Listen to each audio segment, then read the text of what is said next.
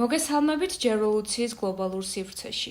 ეს გახლავთ ადგილი, სადაც განვიხილავთ საერთაშორისო არეალში მიმდინარე მნიშვნელოვან მოვლენებსა და აქტუალურ საკითხებს. მე გახლავართ ანა ჯიჯავაძე და ჩემს თანაწამყვანთან, მარიამ ექვთიმიშვილთან ერთად დღევანდელ გადაცემაში გესაუბრებით ერთ-ერთ ყველაზე ფუნდამენტურ და კონტროვერსიულ პერსპექტივაზე საერთაშორისო ურთიერთობებში. რა უბიძგებს ქვეყნებს იმოქმედონ ისე, როგორც იქცევიან? არის თუ არა გლობალური პოლიტიკა მხოლოდ ძალაუფლებისთვის მუდმივი ბრძოლა? დღეს შევეცდებით, რომ რეალიზმის ჭრილში განვიხილოთ სავარაუდო პასუხები ამ კითხვაზე. რეალიზმი ეს არის დომინანტური მიდგომა საერთაშორისო ურთიერთობების მეცნიერებაში. თუმცა კვლევართა რიცხვი, რომლებიც იდენტიფიცირდებიან ამ პარადიგმასთან, აშკარად მცირდება ბოლო 20 წლის განმავლობაში. აღსანიშნავია აქვე, რომ საერთაშორისო ურთიერთობების მეცნიერებაში მწვავე დებატების უმეტესობა ეხება რეალისტების მიერ ჩამოყალიბებულ პრობლემებს.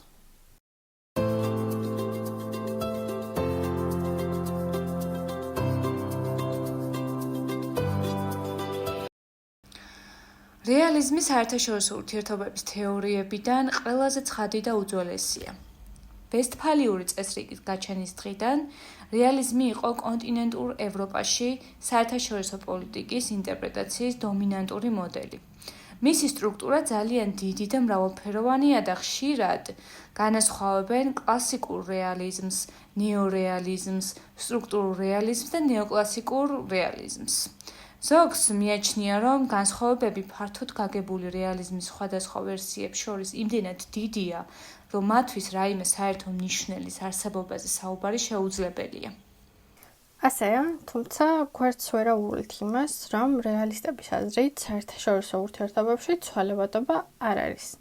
ის პრინციპები, რომლებიც მოქმედებდა საერთაშორისო ურთიერთობების დასაწყისში, დღემდე გრძელდება, ხოლო საერთაშორისო ურთიერთობების ძირითად სუბიექტებად კვლავაც რჩებიან სახელმწიფოები.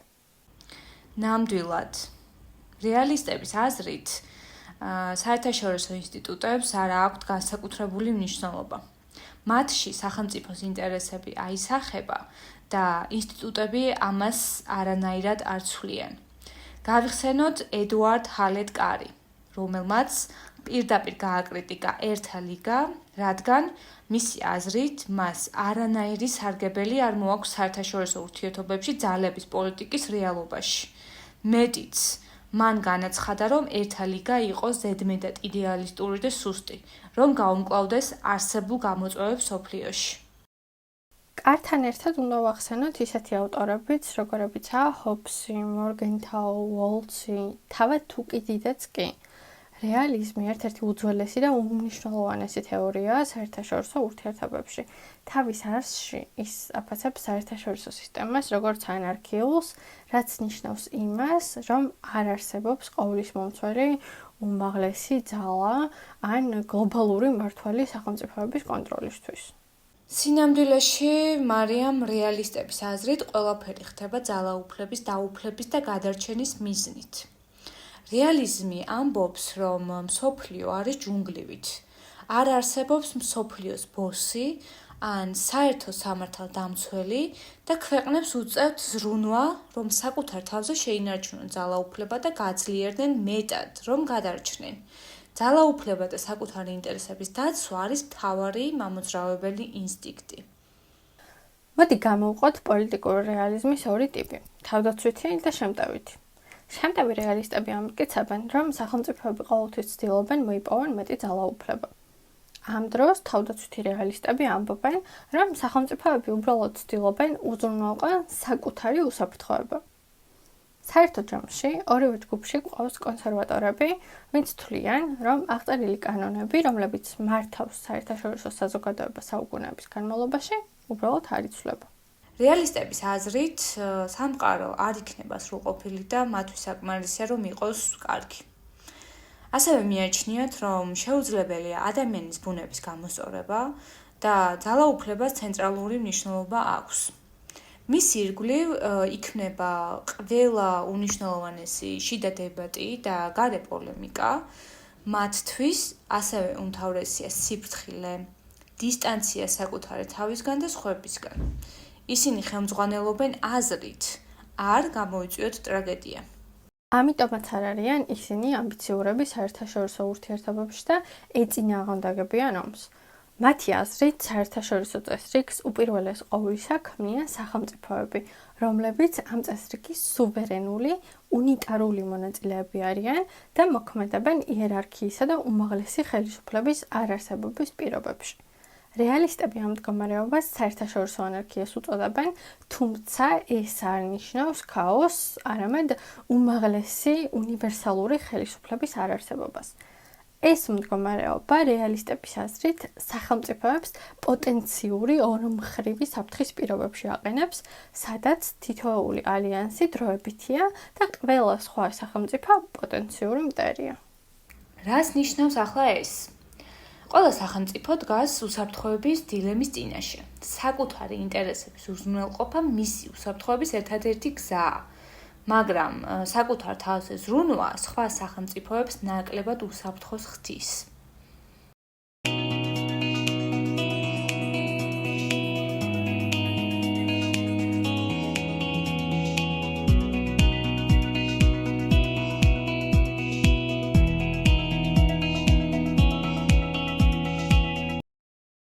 რეალიზმის კვლევა უნდა დავიწყოთ ანტიკური საბერძნეთიდან და არავის აუხსნია ეს იმაზე უკეთ, ვიდრე თუკიდიდეს, რომელიც გახდა სახელგანთქმული ბერძენი ისტორიკოსი და მისმა აღწერამ ათენსა და სპარტას შორის პელოპონესის ომის შესახებ საფუძველი ჩაუყარა იმას, რასაც ჩვენ ახლა რეალისტურ პერსპექტივას უწოდებთ. იგი აღნიშნავდა, რომ ძლიერები აკეთებენ იმას, რაც შეუძლიათ და სუსტები განიცდიან იმას, რაც უწევთ. რთული მოსასმენია. თუმცა ამის არაერთი მაგალითი არსებობს და გავიხსენოთ ერთ-ერთი მათგანი. მელოსის დიალოგი. კლასიკური რეალიზმის თვალსაჩინო ნიმუში თუკიდიდეს შემოქმედებიდან. ათენელებმა მოინდომეს კუნძულ მელოსის დაპყრობა, თუმცა ლაკედემონელები არ ემორჩილებოდნენ მათ. აქ გვაქვს დიპლომატიის საწყისი დახურულ კარს მიღმა, როცა ათენელებმა გაგზავნეს ელჩები ბრძოლის წინ. თუმცა მელოსელებმა სახალხო კრებაზე ელჩები არ დაუშვეს და შესთავაზეს მოლაპარაკებები მთავრობასთან. ზუსტად. მელოსი თავიდან უთვლიდა, რომ მოლაპარაკებები ჩიხში იყო შესული და თუ არ დანებდებოდნენ, იქნებოდა ომი, ხოლო თუ დათანხმდებოდნენ, მათ ელოდათ მონება. რაზეც ათენმა პირდაპირ განუცხადა მათ, რომ მოლაპარაკებების ერთადერთ საგანს წარმოადგენდა მხოლოდ მელოსის ფიზიკური გადარჩენის პირობების განხილვა. მახსენდება ერთი ციტატა რეალიზმის დებულებიდან. სამართალს აზრი მხოლოდ მაშინ აქვს, როდესაც ძალთა თანასწორობის დროს ორივე მხარე თანხმდება მის აუცილებლობაზე. სხვა შემთხვევაში ძლიერი ითხოვს იმას, რაც შეუძლია, ხოლო სუსტი იძულებულია დაემორჩილოს. აქ შეიძლება პარალელი გავავლოთ დიდი ბრიტანეთის და აშშ-ის მიერ იაპონიისთვის დაყენებულ ულტიმატუმს მეორე მსოფლიო ომის დასასრულს, რაც მიჰყვებოდა პრინციპს დაგუნებდი ან განადგურდები. მელოსი კი არ ნებდება და სთხოვს ათენს ნეიტრალიტეტის შენარჩუნებას ათენის სპარტას დაპირისპირებაში.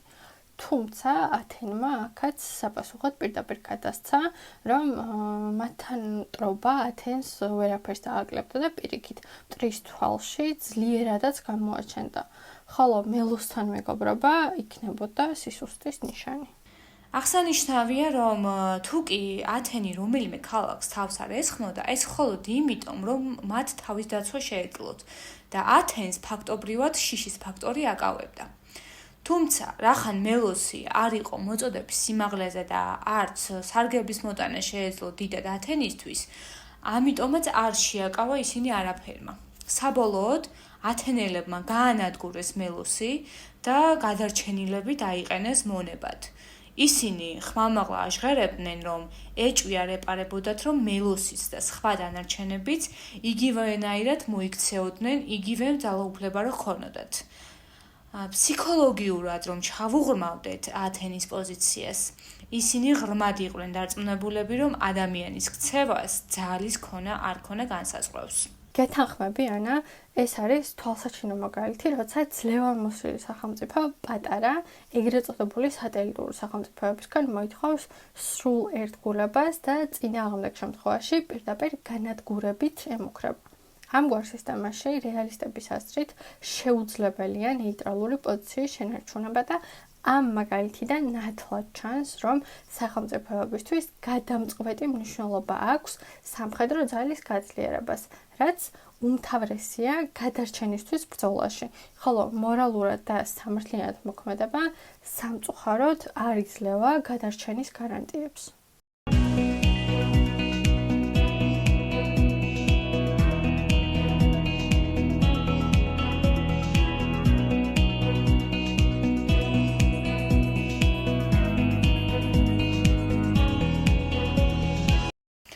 ანტიკური საბერძნეთის შემდეგ რეალიზმის იდეოლოგიას უკავშირდება ისეთი სახელებიც, როგორიცაა ნიკოლო მაკიაველი, თომას ჰობსი და ჰანს მორგენთაუ.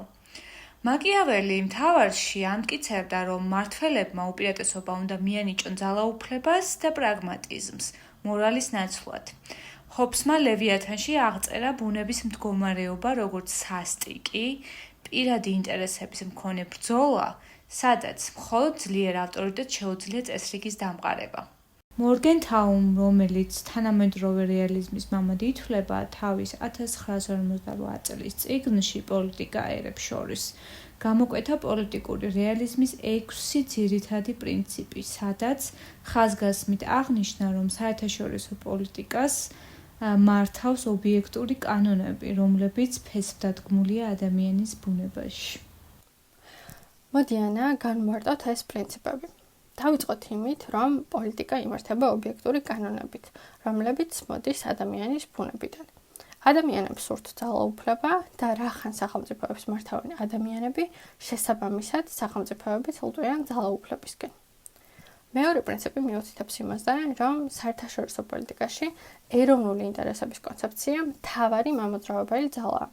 შესაბამისად, პოლიტიკა ავტონომიურია სხვა მნიშვნელოვანი სფეროებისგან, მაგალითად, როგორიცაა რელიგია, ეკონომიკა, კულტურა და იგი ორიენტირებულია ძლიერებასა და ძალაუფლების მიღწევაზე. შესაბამისად, დამოუკიდებლად მიიღება გადაწყვეტილებებიც. პოლიტიკური რეალიზმი ამბობს, რომ კარგი საგარეო პოლიტიკა არის რაციონალური, რადგან იგი ამცირებს რისკს და ზრდის შედეგს. აბსტრაქტული მორალური პრინციპები ხშირად არ შეესაბამება პოლიტიკას. ანუ სწორი და არასწორი ცნებები არ მოქმედებს სახელმწიფოებს შორის პოლიტიკის განსაზღვრაში. აგრეთვე არ არსებობს უნივერსალური მორალური კანონები. თუ კი ერთი სახელმწიფო რაიმეს თვლის ზნეობრივად, არ ნიშნავს, რომ დანარჩენი სახელმწიფოები იზიარებენ ამას. ინტერესები დინამიურია და სუვერენული სახელმწიფო და მისი ინტერესები იცვლება ისტორიული პროცესის შედეგად. შესაბამისად, თუ კი არ არსებობს სუვერენული სახელმწიფო, უმნიშვნელოა ეროვნული ინტერესი. დავამატებ კიდევ, რომ საერთაშორისო პოლიტიკა დგას ცალკე, ანუ სახელმწიფოებს შორის პოლიტიკას აქვს საკუთარი წესები და იგი განსხვავდება ქვეყნის შიდა პოლიტიკისგან. და ცხადია, რეალიზმი დაფუძნებულია ფაქტებზე და არა იმედებზე. რეალისტები ხედავენ სამყაროს ისეც, როგორიც არის ის და არა ისეც, როგორიც გვინდა რომ იყოს. არ დავივიწყოთ კარლ ფონ კლაუსევიცი, პრუსიელი გენერალი და სამხედრო სტრატეგი. თავის წიგნში ომის შესახებ იგი ამტკიცებდა, რომ ომი მხოლოდ პოლიტიკის გაგრძელებაა სხვა საშუალებებით, რაც მთავარი იდეაა რეალისტურ აზროვნებაში. ანალოგიურად, ედვარდ ჰალეტკარმა 20 წლიან კრიზისში გააკრიტიკა იდეალისტური მიდგომების საერთაშორისო ურთიერთობებისადმი და ამტკიცებდა, რომ ძალაუფლების პოლიტიკა გარდაუვალია. ახლა კი ვისაუბროთ უსაფრთხოების უზრუნველყოფის შესახებ რეალისტებთან. ჰობსი იძლევა ლევიათანს. ეს არის სოციალურ კონტრაქტის დადება სუვერენის მზრუნველობის ქვეშ მოსაქცევად, რომელიც უზრუნველყოფს უსაფრთხოებას. მისი თქმით, სახელმწიფო შექმნამდე ვართ ბუნებრივ მდგომარეობაში, ანუ ქაოსი, განუკითხაობა და ასე შემდეგ. ბუნების მდგომარეობა ჰობსთან ეს არის სააზროვნო ექსპერიმენტი და არა ისტორიულად გაგებული წარსულის აღწერა. მისი თქმით, ავტორიტეტი რომ არ არსებობდეს, ყველას ომი იქნებოდა ყველას წინააღმდეგ, რადგან ადამიანში არის ბოროტება და ბატონობისკენ სწრაფვა, იგივე ლიბიდო დომინანტი. ამ შემთხვევაში კი გვაქვს ფორმალური თანასწორობა. გამომდინარე აქედან, ქმნით სოციალურ კონტრაქტს, რაც ნიშნავს იმას, რომ უსაფრთხოების გარანტიების სანაცვლოდ ინდივიდები აყალიბებენ სახელმწიფოს და უარს ამბობენ შურისძიებისა და ძალადობის თავისუფლებაზე. ასე ხალხი ითმობს საკუთარი თავისუფლების ნაწილს და მართვის უფლებას გადასცემს მთავრობას, რათა თავიდანაირიდან ბუნების სახელმწიფოს ქაოსი და იგრძნონ თავი დაცულად. სწორია, ასევე გვაქვს ნულოვანი ჯამის თამაში. ერთი მხარე იგებს, მეორე კარგავს. ამ კონცეფციაში მნიშვნელოვანია შიში, ძალთა ბალანსი და უსაფრთხოების დილემა. რა არის ძალთა ბალანსი? ეს შეიძლება იყოს გარკვეული ძალაუფლების ზრდის დაბალანსების კონცეფცია, მაგრამ ასევე რამდენიმე სახელმწიფოს ძალაუფლების სიმეტრია, ალიანსი. არც ერთი არ არის დარწმუნებული გამარჯვებაში, ამიტომ მათ სურთ შედარებით სტაბილურობის შენარჩუნება. მოდი გამოვყოთ მნიშვნელოვანი ფაქტორები. ესენია, პირველ რიგში, ეროვნული ინტერესები, რომლებიც განისაზღვრება ძალაუფლების ან უსაფრთხოების თვალსაზრისით. და შემდეგ უკვე ძალა, უსაფრთხოება, უცვლელობა. ძალთა ბალანსი ასევე აღწერს გარკვეულ სტატიკურ ვითარებას საერთაშორისო ურთიერთობებში. მაგალითად, ევროპაში პირველ მსოფლიო ომამდე საკმაოდ დიდი ხნის განმავლობაში არსებობდა ძალთა ბალანსი. რაც შეეხება უსაფრთხოების დილემას, ეს ნიშნავს, რომ ერთი ქვეყანა ცდილობს გაზარდოს საკუთარი ძალაუფლება, რადგან იგი სხვა ქვეყნებს აღიქვამს, როგორც საფრთხეს მისი უსაფრთხოებისთვის. მისი ამ მოქმედებით ვიღებთ საპასუხო რეაქციას, რაც გამოიხატება იმაში, რომ სხვა ქვეყნები ამ პირველი ქვეყნის ძალაუფლების ზრდაში ხედავენ საფრთხეს. აქ უკვე ხდება ძალების დაბალანსება პირველ ქვეყანასთან, რათა იგი აღმოჩნდეს უარეს მდგომარეობაში, ვიდრე იგი იყო თავიდან. ეს არის პატიმრის დილემის ტოლფასი. რას გულისხმობ ახლა აქ? პატიმრის დილემა ეს არის თამაშთა თეორიის კლასიკური მაგალითი, რომელიც აჩვენებს, როგორ შეიძლება ორი რაციონალურად მოაზროვნე ადამიანი არასასრულ შედეგებამდე მივიდეს, თუ თითოეული საკუთარი ინტერესებით ხელმძღვანელობს და ერთმანეთთან კოორდინაცია არ აქვთ. პატიმრის დილემის უკეთ გასაგებად წარმოვიდგინოთ ორი ეჭვმიტანილი, რომლებიც იზოლაციაში ყავთ და მათ ორივეს სთავაზობენ შემდეგ გარიგებას.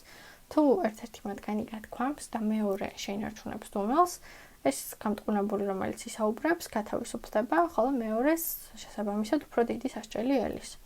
თუ კი ორივე მათგანი გათქვამს, ორივეს საშუალო სასჯელი მიესჯება. ხოლო თუ ორივე შეინარჩუნებს დუმელს, ისინი მიიღებენ მხოლოდ მსუბუქ სასჯელს. რაციონალური არჩევანი, გათქმა, აქ ყველას ცუდ შედეგებამდე მიიღავს. ამიტომ ერთობლივი დუმილი სჯობს, მაგრამ სამწუხაროდ ნდობა არ არსებობს. ახობს ის უსაფრთხოების დილემა შესაბამის მოდელს წარმოგვიდგენს, როცა გვესაუბრება, რომ სახელმწიფოები უსაფრთხოებისთვის იარაღდებიან, რადგან ისინი ერთმანეთს არ ენდობიან. შედეგად, ყველა დანარჩენი შეიარაღებას აძლიერებს შიშიდან გამომდინარე და უკვე აღარავინ გრძნობს თავს დაცულად. ორივე დილემაში ნდობის უქონლობა ყველას ზიანს აყენებს. მაგალითისთვის ავიღოთ თუნდაც დღესდღეობით საკმაოდ აქტუალური ჩინეთი, რომელიც გამალებით ზრდის საკუთარ ძალას, თუმცა პარალელურად იქმნება დასავლური კოალიცია მის საპირწონედ. რეალისტების აზრით, თუ ეს მექანიზმი იმუშავებს, ჩინეთი შეიძლება უარეს მდგომარეობაში აღმოჩნდეს, ვიდრე იგი იყო თავიდან, სანამ ძალაუფლების გაზრდას დაიწყებდა. ჩვენი მსმენელისთვის უკვე გასაგები გახდებოდა, რომ პოლიტიკური რეალიზმი სხვა თეორიებისგან განსხვავებით საერთაშორისო ურთიერთობების საკმაოდ მძიმე სურათს გვთავაზობს. ისინი გვიმტკიცებენ, რომ სახელმწიფოებს შორის არის ხისტი კონკურენცია და არ არსებობს მათ შორის მეგობრობა, რადგან შეუძლებელია ერთმანეთის ნდობა. ამ მოცემულობით რეალისტები ცდილობენ დაგვანახონ, რომ სახელმწიფოებს შორის ურთიერთობები ფორმირდება მხოლოდ პარტნიორობის და მტრობის სახით. აქვე აუცილებლად უნდა შევეჯახოთ ჯონ მირშაიმერს, რომელიც ყველაზე ნათლად ახასიათებს რეალიზმის ხედვას. გეთანხმები ანა, მისი მოსაზრებები ჟღერს ასე. საერთაშორისო სისტემის მოწყობის პრინციპი არის ანარქიული. სისტემა შედგება დამოუკიდებელი პოლიტიკური ერთეულებისგან, იგივე სახელმწიფოებისგან, რომლებსაც არ ყავთ შემდგომი ხელისუფლება. არ არსებობს უმაღლესი მმართველი ორგანო, ზესახელმწიფო, მაშინ, როდესაც სუვერენიტეტი სახელმწიფოთა თანაყვარელი თვისებაა. ასევე, სახელმწიფოებს გააჩნიათ აგრესიის იარაღი, რომელიც შეუძლიათ გამოიყენონ ერთმანეთის წინააღმდეგ. მირშაიმერის თქმით, სახელმწიფოები არასდროს არ არიან დარწმუნებულნი, თუ რა განზრახვა ამოძრავებს სხვა სახელმწიფოს და მათ არ აქვთ იმის გარანტია, რომ მათ წინააღმდეგ აგრესიულ იარაღს არ გამოიყენებს სხვა სახელმწიფო, თუნდაც წარსულში მხოლოდ კეთილშობილური ზრახვები ჰქონოდა. მირშაიმერის თქმით, სახელმწიფოთა ძირითადი მამოძრავებელი მოტივი არის თვითგადარჩენა, რადგან მათ სურთ სუვერენიტეტის შენარჩუნება. სახელმწიფოები ფიქრობენ სტრატეგიულად იმაზე, თუ როგორ გადარჩნენ საერთაშორისო სისტემაში. ისინი ცდილობენ შეინარჩუნონ რაციონალურობა, თუმცა ინფორმაციის ნაკლებობის გამო შესაძლოა გაუჭირდეთ სრული სურათის აღქმა. ამ დროს კი შესაძლოა პოტენციური მოწინააღმდეგე კარგად იყოს შენიღბული. გამომდინარე აქედან, მათ ერთმანეთის ეშინიათ, ისინი დამოკიდებული არიან მხოლოდ საკუთარ თავზე და ცდილობენ გაზარდონ თავიანთი ძალა. მივატეკით კენეთ უოლტს 1970-იან წლებში. მან შეიმუშავა ის, რაც ცნობილია როგორც ნეორეალიზმი ან სტრუქტურული რეალიზმი, რომელიც ამტკიცებს, რომ საერთაშორისო სისტემის სტრუქტურა და არა მხოლოდ ადამიანის ბუნება განსაზღვრავს, თუ როგორ იქცევიან სახელმწიფოები. გამოვყოთ დღევანდელი მაგალითები. ავიღოთ რუსეთის შეჭრა უკრაინაში. რეალისტი იტყოდა, რომ რუსეთმა დაინახა მისი გავლენის და ძალაუფლების გაზრდის შესაძლებლობა და იგი მოქმედებს ეროვნული ინტერესებით, საერთაშორისო სამართლისა და ნორმების მიუხედავად. ზუსტად რეალიზმი განმარტავს, თუ რატომ ანიჭებენ სახელმწიფოები პრიორიტეტს სამხედრო ძალას და ეროვნულ უსაფრთხოებას. შეხედეთ ჩინეთის ქმედებებს სამხრეთ ჩინეთის ზღვაში. ისინი აშენებენ ხელოვნურ კუნძულებს, აძლიერებენ სამხედრო ძალას და თავიანთ გავლენას. აი, ეს ყოველივე არის კლასიკური რეალისტური ნაბიჯი. გადავხედოთ ახლო აღმოსავლეთში მიმდინარე მოვლენებსაც. ისრაელ-პალესტინის კონფლიქტი კიდევ ერთი შემთხვევაა, სადაც რეალისტური პრინციპების დანახვა შეიძლება. როდესაც თვითგადარჩენას საფრთხე ემუქრება, სახელმწიფოები დიპლომატიის ნაცვლად უპირატესობას ანიჭებენ თავდაცვას. და არ დავივიწყოთ ბოლოდროინდელი ენერგეტიკული კრიზისი და ეკონომიკური ბრძოლა ძალაუფლებისთვის. ისეთი ქვეყნები, როგორიცაა გერმანია და ჩინეთი, სტრატეგიულად ცვლიან თავიანთ ენერგეტიკულ მიდგომას და პოლიტიკას, ეროვნულ უსაფრთხოებასა და ეკონომიკურ მდგომარეობას საერთაშორისო თანამშრომლობაზე მაღლა აყენებენ. დღევანდელ რეალისტებზე საუბრისას ბევრი პოლიტიკოსი და ანალიტიკოსი კვლავ იცავს ამ პრინციპებს. ავიღოთ ჰენრი კისინჯერი, რომელიც აღალიბებდა აშშ-ს საგარეო პოლიტიკას რეალისტური ლინზებით და ემხრობოდა ძალთა ბალანსის დიპლომატიას. აქვე აუცილებლად უნდა დაიცვას კითხვა, არის თუ არა რეალიზმი ზედმეტათხისტი? ზოგიერთი კრიტიკოსი ამბობს, რომ ის უვებელყოფს საერთაშორისო ინსტიტუტების, დიპლომატიის და თანამშრომლობის როლს. რა სიტყვი გაეროზე ან ისეთ ხელშეკრულებებზე, როგორიცაა პარიზის კლიმატის შეთანხმება? კარგი კითხვა. სწორედ აქ შემოდის ლიბერალიზმი და კონსტრუქტივიზმი, რომლებიც ამტკიცებენ, რომ საერთაშორისო თანამშრომლობა შესაძლებელია. მაგრამ ლიბერალებიც კი აღიარებენ, რომ რეალიზმი განმარტავს მრავალ საერთაშორისო კონფლიქტს. თუმცა საერთაშორისო ურთიერთობების სხვა იდეოლოგიებს მომდევნო ეპიზოდებში განვიხილავთ. მანამდე კი შევაჯამოთ პოლიტიკური რეალიზმი. მე ვიტყოდი, რომ მისი მთავარი მახასიათებელია თუ როგორ აღიქვამს იგი სამყაროს. რეალიზმი ხედავს მას, როგორც ძალაუფლების თამაშს, სადაც სახელმწიფოები მოქმედებენ საკუთარი ინტერესებიდან გამომდინარე. მისი ფესვები მოდის თუკიდიდეს, მაკიაველის, ჰობსის, კლაუზევიცის, კარის, მორგენთაუს, ვალცის და მირშაიმერისაგან და დღესაც განაგრძობს გლობალური პოლიტიკის ფორმირებას. ის საშუალებას იძლევა ავხსნათ მიმდინარე მოვლენები და კვლავ ახდენს გავლენას პოლიტიკოსებსა და პოლიტიკურ ანალიტიკოსებზე მთელ მსოფლიოში. რეალიზმის თეორიებსა და განშტოებებზე საუბარი დაუსრულებლად შეიძლება და მისი პერსპექტივები საკმაოდ საინტერესოა.